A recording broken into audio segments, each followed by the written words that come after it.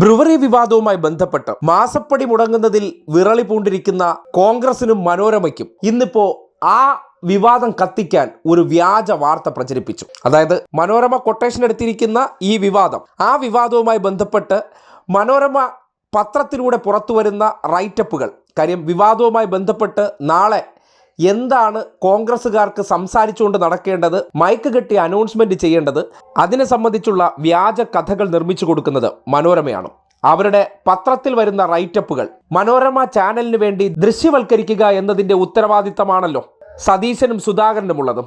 അതായത് മനോരമ പത്രത്തിലൂടെയുള്ള വാർത്താ കച്ചവടം അത് വീഡിയോ രീതിയിൽ മനോരമ ചാനലിലൂടെ രാവിലെ ചാനൽ കോലുകൾക്ക് മുന്നിൽ പ്രതികരിക്കുക അല്ലെങ്കിൽ കഥാപാത്രമാടുക എന്നുള്ളതാണ് കോൺഗ്രസിലെ രണ്ട് നേതാക്കന്മാരുടെ ഉത്തരവാദിത്തം. അതിന്റെ അടിസ്ഥാനത്തിൽ മനോരമ സൃഷ്ടിച്ച വ്യാജ വാർത്ത അതിനെ MP രാജേഷ് ഇന്നിപ്പോ തെളിവ് സഹിതം പൊളിച്ചിട്ടുണ്ട്. മനോരമ എഴുതി കൊടുക്കുന്നത് അതേപടി വായ്ത്താരിയിടുകയാണല്ലോ സതീശന്റെ ജോലി. കഴിഞ്ഞ കുറെ കാലമായിട്ട് കോടതി ചവറ്റുകുട്ടയിലെടുത്ത് എറിഞ്ഞുകൊണ്ടിരിക്കുന്നതും ഇതേ റൈറ്റപ്പുകളാണല്ലോ.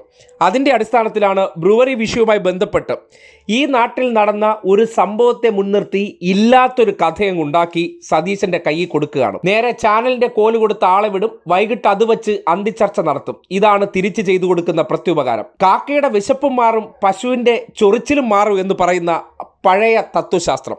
അതിന്റെ അടിസ്ഥാനത്തിലാണ് ഇന്നിപ്പോ മനോരമയുടെ ഇങ്ങനെ ഒരു വാർത്ത. 2022 രാജേഷ് സ്പീക്കറായിരിക്കെ കവിത നിയമസഭയിൽ അതിഥി. കാര്യം നേരത്തെ ചെന്നിത്തല ഒരു വാർത്താ സമ്മേളനത്തിനിടയിൽ തപ്പി ഈ പേര് പറഞ്ഞിരുന്നു. കാര്യം ഈ വിവാദത്തിന്റെ സ്ക്രിപ്റ്റ് റൈറ്റ് നടത്തിക്കൊണ്ടിരിക്കുന്നത് മനോരമയാണ്. അണിയറയിലിരുന്ന് എന്തൊക്കെ വേണം മാധ്യമങ്ങളോട് സംസാരിക്കേണ്ടത് എന്നതിനെ സംബന്ധിച്ച് സ്ക്രിപ്റ്റ് സൃഷ്ടിച്ച് ചെന്നിത്തലയും രമേശ് ചെന്നിത്തലയും ഓരോ കോപ്പി ഏൽപ്പിക്കും. ആ കോപ്പി അടിസ്ഥാനപ്പെടുത്തി അവർ വർത്തമാനം പറയും. ആ വർത്തമാനം പറഞ്ഞതിനെയാണ് രാജേഷ് ഇന്നിപ്പോൾ വാർത്തയെടുത്ത് സോഷ്യൽ മീഡിയയിലിട്ട് അദ്ദേഹം ഇങ്ങനെ ഒരു കാർഡടക്കം ഇതിനെ സംബന്ധിച്ചൊരു വിശദീകരണം എഴുതിയിട്ടുണ്ട്. മനോരമയുടെ കൂലിയെഴുത്ത് തെളിവടക്കം പൊളിക്കുന്ന സാഹചര്യമാണ് ആ കുറിപ്പിലുള്ളത്. അതിൽ കൊടുത്തിരുന്ന കാർഡിൽ ഇങ്ങനെയാണ് ക്യാപ്ഷൻ: ഇല്ലാത്ത കവിതയും മനോരമ വാർത്തയും എന്ന പേരിലാണ് അദ്ദേഹം നിയമസഭയിൽ മനോരമ ഉന്നയിച്ച അന്നത്തെ പരിപാടിയുടെ ദൃശ്യവും ഒപ്പം മനോരമയുടെ വാർത്തയും കൊടുത്തുകൊണ്ട് ഇങ്ങനെ കുറിച്ചിട്ടുണ്ട്. മനോരമയിൽ ഇന്ന് എന്നെക്കുറിച്ച് വന്ന വാർത്ത തികഞ്ഞ അസത്യമാണ്. ഞാൻ സ്പീക്കറായിരിക്കെ നിയമസഭയിൽ സംഘടിപ്പിച്ച വനിതാ അസംബ്ലിയിൽ തെലങ്കാന മുഖ്യമന്ത്രി ചന്ദ്രശേഖര റാവുവിൻ്റെ മകൾ കവിത 2022 മെയ് 27 ഒരു സെഷനിൽ എന്നോടൊപ്പം പങ്കെടുത്തു എന്നാണ് വാർത്ത.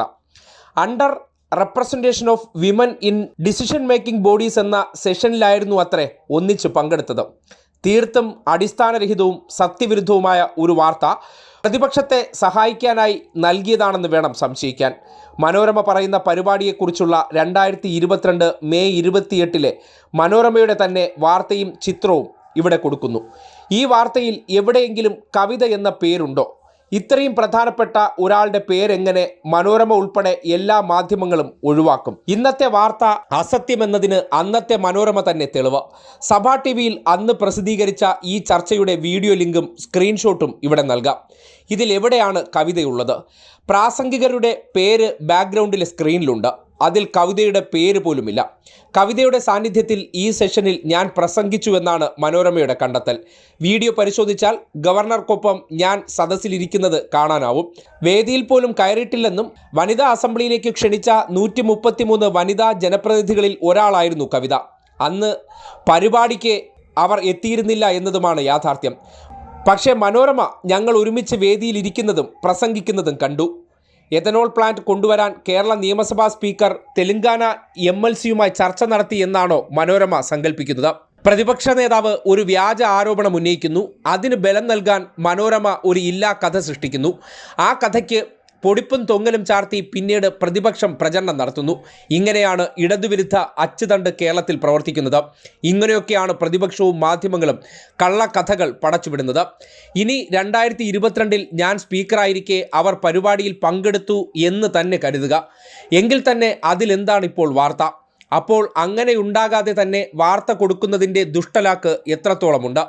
മനോരമയ്ക്ക് ദുരുദ്ദേശമില്ലായിരുന്നുവെങ്കിൽ നാളെ വാർത്ത തെറ്റായിരുന്നുവെന്നും പിൻവലിക്കുമെന്നും തുല്യ പ്രാധാന്യത്തിൽ അവർ പ്രസിദ്ധീകരിക്കണം. നോക്കാം മനോരമ എന്ത് ചെയ്യുമെന്ന്. വാൽകഷ്ണം. ഒരു രഹസ്യ വിവരം കൂടി മനോരമയെ അറിയിക്കട്ടെ. കുട്ടിക്കാലത്ത് കുടുംബത്തോടൊപ്പം കുറച്ചു കാലം ഹൈദരാബാദ് നഗരത്തിൽ ഞാൻ താമസിച്ചിട്ടുണ്ട്. അന്നു മുതലേ തുടങ്ങിയതാണ് എഥനോൾ പ്ലാന്റ് നിർമ്മിക്കാനുള്ള ഗൂഢാലോചന എന്ന് പറഞ്ഞ് വാർത്ത കൊഴുപ്പിക്കാവുന്നതാണ്. ഇങ്ങനെ പരിഹാസത്തോടുകൂടിയാണ് ആ ഫേസ്ബുക്ക് പോസ്റ്റ് അവസാനിക്കുന്നത്. കേരളത്തിൽ കൃത്രിമ വിവാദം സൃഷ്ടിക്കാൻ ചില കോൺഗ്രസ് നേതാക്കന്മാർ മാസപ്പടി കൊടുത്ത് മനോരമയെ വിനിയോഗിക്കുന്നത് എങ്ങനെയെന്ന് ഈ വാർത്ത തെളിയിക്കുന്നുണ്ട്. യാതൊരു അടിസ്ഥാനവുമില്ലാതെ, യാതൊരു പരിശോധനയുമില്ലാതെ ഒരാരോപണം കോൺഗ്രസ് നേതാക്കന്മാരെ കൊണ്ട് ഉന്നയിപ്പിച്ചതിന് ശേഷം അതിനെ കൂടുതൽ ബലപ്പെടുത്തുന്ന രീതിയിലുള്ള തെളിവുകൾ എന്ന നിലയ്ക്ക് വിവരക്കേടുകൾ മനോരമ വിളിച്ചു കൂവുന്നു. ഇത് കോൺഗ്രസ് നേതാക്കന്മാർ ഏറ്റുപിടിച്ചുകൊണ്ട് ഇത് ഞങ്ങൾ പറഞ്ഞതല്ല, ഇത് മാധ്യമം പറഞ്ഞു എന്ന ലേബലിൽ സമൂഹത്തിൽ തെറ്റിദ്ധാരണ ഉണ്ടാക്കാൻ വേണ്ടി ഉപയോഗിക്കുന്നു അല്ലെങ്കിൽ പ്രചരിപ്പിക്കുന്നു. അതാണ് ഈ നാട്ടിൽ നടന്നുകൊണ്ടിരിക്കുന്ന കൂട്ടുകൃഷി. അടുത്ത ഭരണം പിടിക്കാൻ വേണ്ടി നടത്തിക്കൊണ്ടിരിക്കുന്ന ഈ ഉഴുതുമറിക്കൽ, അത് മനോരമ മാധ്യമധർമ്മം എന്ന പേരിൽ ചെയ്തുകൊണ്ടിരിക്കുന്ന മാധ്യമ വ്യഭിചാരമാണെന്ന് ഈ പോസ്റ്റ് വളരെ കൃത്യമായി തെളിയിക്കുന്നുണ്ട്.